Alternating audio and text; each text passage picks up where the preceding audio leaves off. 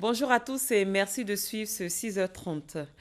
L'atelier sur la sûreté maritime et l'économie bleue s'est ouvert hier en présence du Premier ministre Daniel Cablon-Duncan, une rencontre qui vise à promouvoir notamment la sécurité des espaces maritimes et à contribuer à la mise en œuvre de la stratégie nationale de l'action de l'État en mer. Herman Guivet. 70% de la production pétrolière en Afrique est concentrée dans le golfe de Guinée. Malheureusement, l'insécurité continue de sévir en pleine mer. Une insécurité manifestée de diverses manières, trafic de drogue, trafic illégal d'armes, actes de piraterie et pêche illégale. Actes illicites qui favorisent la corruption, menacent la démocratie et l'état de droit. Des actes qui doivent être combattus par tous les moyens. Le gouvernement ivoirien en a bien conscience. La Côte d'Ivoire s'organise pour donner une réponse appropriée aux défis auxquels elle se trouve confrontée en matière d'économie maritime. Car comme chacun le sait, sur terre ou en mer, aucun développement économique ne peut se faire sans un environnement sûr et sécurisé pour les personnes et pour les biens. En vue d'aboutir à une sécurisation et une appropriation de l'espace maritime national, le gouvernement a procédé à la mise en place d'un comité interministériel composé des départements ministériels ayant un intérêt en mer sous la coordination du Premier ministre Daniel Cablon-Duncan.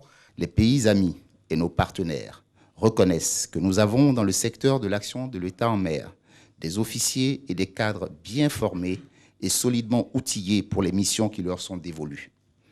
Ce qui leur fait souvent défaut, ce sont les équipements et les infrastructures. Pendant 2 jours, experts en matière de lutte contre la criminalité dans les espaces maritimes et autorités maritimes ivoiriennes partageront leurs expériences. Le résultat de leurs travaux contribuera à la mise en œuvre de la stratégie nationale de l'action de l'État en mer. Lutte contre le chômage des structures sous tutelle du ministère de l'Intérieur et de la Sécurité et le ministère de la Promotion de la Jeunesse, de l'Emploi des Jeunes et du Service civique ont signé une convention. L'objectif est de réduire de façon considérable le chômage dans le pays. Grâce Kondo. Plusieurs actions sont menées sur le terrain pour apporter une solution à cette problématique de l'emploi des jeunes à travers des partenariats. Des conventions entre des structures relevant du ministère d'État, ministère de l'Intérieur et de la Sécurité et le ministère de la Promotion de l'Emploi des Jeunes et du Service civique ont été signées. Ces signatures de conventions entre nos différentes structures viennent consacrer une coopération fructueuse au service de l'amélioration de l'employabilité des jeunes en Côte d'Ivoire. La jeunesse, c'est le socle d'un pays, c'est l'énergie d'un pays, c'est son avenir. Si la jeunesse est bien formée, le pays va se développer. Si la jeunesse a un encadrement moral efficient, les actes que les jeunes vont poser vont aller dans le sens du développement du pays. Et je souhaite que ces partenariats aient des résultats concrets. L'action est encouragée par les guides religieux. Ils se sont engagés à accompagner la politique du gouvernement en matière d'employabilité des jeunes. Les épreuves écrites du BEPC ont débuté hier sur l'ensemble du territoire national. Plus de 307 000 candidats prennent part à ces examens. Ils se déroulent pendant 3 jours avec des compositions en 10 matières.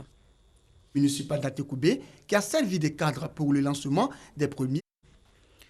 Le monde a célébré hier 20 juin la journée internationale des réfugiés, une commémoration marquée en Côte d'Ivoire par une cérémonie axée sur la solidarité. Cadre choisi, l'INSAC. Nous, les jeunes, nous sommes réunis de certaines personnes, comme ça on a créé des entreprises ensemble. On fait des impressions, des t-shirts numériques, des badges. De mon côté, je savais faire les produits cosmétiques. Je suis là pour vous dire que la Côte d'Ivoire, c'est un pays où quand tu travailles, tu gagnes. Ces réfugiés, des exemples de réussite d'intégration en Côte d'Ivoire. Un tableau reluisant qui ne peut toutefois faire oublier les problèmes auxquels font face les réfugiés vivant dans le pays. Nous prions le gouvernement ivoirien de bien vouloir tout mettre en œuvre pour délivrer les titres de voyage biométriques aux réfugiés. Nous souhaitons que le gouvernement puisse accorder aux réfugiés les mêmes avantages que les nationaux, en matière de frais d'inscription dans l'université publique. Le gouvernement ivoirien réaffirme à l'occasion de la célébration officielle de la Journée mondiale du réfugié à Abidjan sa détermination à aider les réfugiés à apporter des solutions idoines à leurs différentes préoccupations. À ce jour, la Côte d'Ivoire accueille plus de 1500 réfugiés. Les réfugiés ivoiriens dans le monde étaient estimés il y a quelques années à 300 000. Environ 200 000 ont regagné le pays à ce jour. Je répète encore l'appel lancé par son Excellence le Président Ouattara que nos frères et sœurs en exil, réfugiés dans plusieurs pays, reviennent en Côte d'Ivoire. Les personnes réfugiées et déplacées dans le monde ont été estimées à 60 millions en 2014, un record selon le HCR. Le Haut Commissariat aux réfugiés et le service d'aide et d'assistance aux réfugiés et apatrides Sahara rappellent à tous le devoir de solidarité envers ces personnes vulnérables. Je voudrais ici saluer l'hospitalité légendaire de la Côte d'Ivoire à l'endroit des réfugiés et son engagement constant pour la recherche de solutions durables à leur situation. Cette exemplarité de la Côte d'Ivoire nous montre combien le thème de cette année, avec les réfugiés, est une réalité. La journée du réfugié, un moment de petit bonheur pour ces personnes loin de leur pays. Les meilleurs élèves ont reçu des prix quand l'ensemble des réfugiés se sont amusés au son des rythmes du moment. Selon le Haut Commissariat aux réfugiés, plus de 65 millions de personnes ont quitté leur foyer ou leur pays dans le monde. Ici, en Côte d'Ivoire, 45 000 personnes en sont en exil. Herman Guivet nous fait le point de la situation des réfugiés. Guerre civile, crise migratoire, famine, catastrophe naturelle, autant de mots qui s'abattent sur l'humanité et qui engendrent de lourdes conséquences. Au nombre de celles-ci, les mouvements massifs de personnes vers d'autres cieux, fuir la mort pour trouver la vie ailleurs. Ils sont, selon le HCR, le Haut Commissariat des réfugiés, plus de 65 millions de personnes qui ont dû quitter leur foyer. Toujours selon les statistiques du HCR, chaque minute qui s'écoule, 24 personnes quittent leur terre natale pour une destination inconnue. Des chiffres qui inquiètent l'organisation et obligent à une action collective pour freiner ces mouvements de personnes qui déstabilisent les sociétés. Fuite de cerveau, fuite de compétences, aucun continent n'est épargné. L'étiquette de réfugié est sans aucun doute la plus partagée dans le monde. Pour beaucoup d'entre eux, le nouveau départ tant recherché n'aura jamais lieu. Les espoirs de lendemain meilleur iront mourir dans la Méditerranée ou dans les camps de fortune installés à la lisière des grandes capitales européennes. Sur le champ de l'exil, les portes ne sont pas toujours ouvertes. Certains pays d'Europe, devant l'affluence des déplacés, se barricadent. L'Afrique tient également une place de choix dans le livre des déplacés en quête de bonheur. L'instabilité économique et politique qui sévit dans plusieurs pays du continent y est pour beaucoup. En Côte d'Ivoire, des actions sont initiées par le gouvernement afin d'aider au retour des Ivoiriens lancées depuis quelques années sur les chemins de l'exil. Des actions engagées avec le concours du HCR. L'institution internationale demande plus d'actions de la part des pays économiquement forts afin de freiner cet exode massif de déplacés, nul n'étant à l'abri de cette catastrophe humanitaire. En attendant qu'une solution efficace soit trouvée pour limiter cet exode de population, les réfugiés ont besoin d'aide et de l'assistance de tous. Le vendredi 17 juin dernier, l'étudiant handicapé Alaba Roland a succombé à ses blessures au CHU de Cocody après avoir été percuté par un véhicule de la police à l'université Félix Houphouët-Boigny. Hier, plusieurs étudiants ont marché pacifiquement sur le campus. Ils étaient accompagnés de membres du gouvernement. Éric Ogoré. Des milliers d'étudiants en procession pour rendre hommage à Alaba Roland, étudiant en licence 1 en sciences éco à l'université Félix Houphouët-Boigny, décédé à la suite d'un accident de circulation le vendredi 17 juin dernier sur le campus. Ses amis entendent honorer sa mémoire à travers cette marche. On est en train de lui rendre hommage et j'en suis fier. Mais c'est une famille qui a perdu quelqu'un sur lequel ils avaient investi. Et c'est une personne handicapée. Et c'est ce qui fait encore le plus mal parce que nous bravons assez de difficultés pour venir au cours. Ce décès tragique ne laisse pas indifférent le gouvernement ivoirien. 3 ministres sont venus soutenir les étudiants dans cette épreuve difficile. Côte à côte, les ministres de l'enseignement supérieur et de la recherche scientifique, des sports et loisirs et enfin de la solidarité, de la cohésion sociale et de l'indemnisation des victimes. Les étudiants ont décidé de lui rendre hommage, mais de façon pacifique, pour montrer que c'est un accident qui peut arriver à tout le monde. Les leçons qu'on doit tirer, c'est qu'il faut davantage sécuriser le campus. C'est ce que les étudiants demandent et nous sommes d'avis avec eux, mais tout doit se faire dans le dialogue, dans la discussion et non dans la violence. Les étudiants ont marché pacifiquement et ils ont démontré devant les autorités qu'ils voulaient tourner dos à la violence. Et à l'université Félix Houphouët-Boigny, tout s'est passé dans des conditions meilleures. Ils ont aussi montré à travers cette marche l'amour qu'ils avaient pour leurs amis qui les a quittés. La 25e édition de la fête de la musique s'est ouverte hier à Grand-Bassam. Les festivités vont durer 9 jours à Abidjan, Grand-Bassam, Bonoa et Aboissau. Thème retenu, quelle musique pour l'Ivoirien nouveau? Franck Quadio. Sa prestation achevée, c'est la fête de la musique, un moment qu'affectionne l'artiste Boklaye. Faire de la musique dans la joie, faire de la musique dans la positivité, dans l'amour du prochain. C'est là le sens de la fête de la musique, en fin de compte, lancée en 1984 par Jacques Lang, homme de culture en France. Pour la 25e édition, Grand-Bassam en Côte d'Ivoire est choisi. Musique de tout genre et de tous les âges pour planter le décor.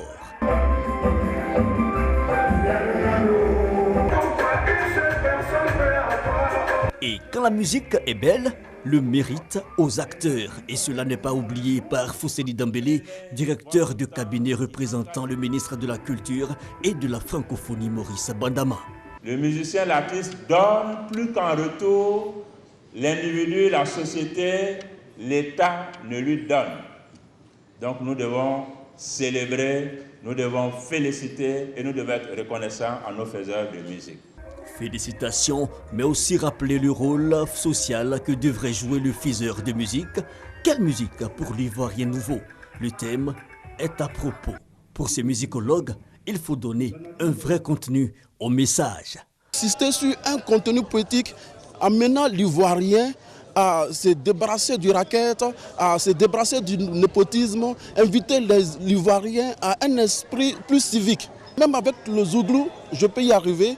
Avec le coupé décalé, avec d'autres types de musique, même de nos terroirs. Et justement sur la question, arrangeurs et chanteurs entendent faire des efforts. Alors, franchement, l'Ivoirien nouveau doit adopter un style de musique qui puisse l'amener à construire même son pays. Et je pense que c'est faisable. Le coupé décalé, vous avez remarqué, c'est en train de gérer ça avec Moula 4 coins du monde qui est notre boss du coupé décalé. On est en train de bosser tout pour que les artistes coupé décalé maintenant véhiculent des messages. Être dans le moule pour une musique plus constructive, ce sera ça de gagner. En filigrane, un nouveau type de mélomane pour l'horizon futur.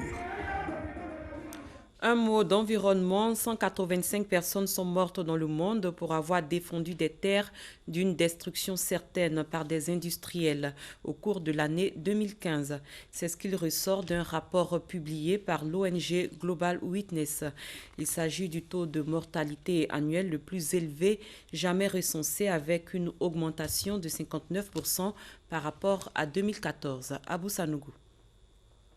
Au moins 185 défenseurs de l'environnement tués en 2015, soit un assassinat tous les 2 jours recensé dans 16 pays du monde.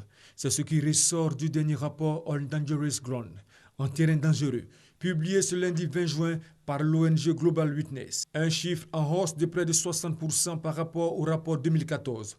Un record jamais atteint depuis 2002, date de la publication du premier rapport. Le Brésil est en peloton de tête avec 50 morts au compteur, suivi des Philippines, 33 morts, et de la Colombie, 26 morts. Toutes ces personnes ont été tuées dans des conflits associés, majoritairement à l'extraction minière, à des activités agro-industrielles, forestières, hydroélectriques ou de braconnage. Les auteurs de ces assassinats, selon le rapport, sont issus pour la plupart des groupes paramilitaires, militaires, police et services de sécurité privés. L'ONG en appelle à l'implication des États pour mieux protéger les défenseurs de l'environnement. Global Witness en appelle aussi aux investisseurs et aux consommateurs, dont les choix à un bout du monde ont un impact direct sur le reste de la planète.